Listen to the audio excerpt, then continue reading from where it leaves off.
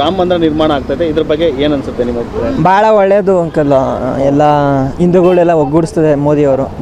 ಭಾಳ ಒಳ್ಳೆ ಕೆಲಸ ಮಾಡ್ತಾ ಇದ್ದಾರೆ.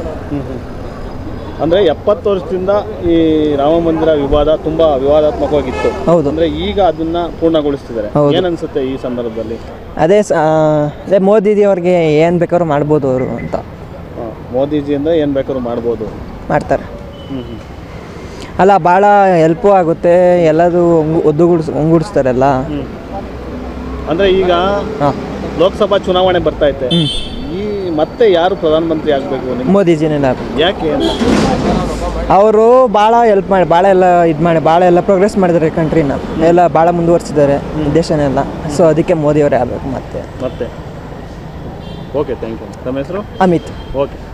ಸ್ವಾದಿಷ್ಟತೆಯ ಸ್ವಾದ, ತಾಜಾತನದ ಆಹ್ಲಾದ, ಉತ್ತಮ ಆರೋಗ್ಯ ಮತ್ತು ಹೆಚ್ಚಿನ ರೋಗ ನಿರೋಧಕ ಶಕ್ತಿಯ ವೃದ್ಧಿಗೆ ಈಗ ನಿಮಗೆ ಸಿಗುತ್ತಿದೆ ಉತ್ತಮ ಗುಣಮಟ್ಟದ ಪೌಷ್ಟಿಕಾಂಶ. Shri Vaidik millet health mix. ಇದು ಸಿರಿಧಾನ್ಯಗಳ ಸಂಪತ್ತು.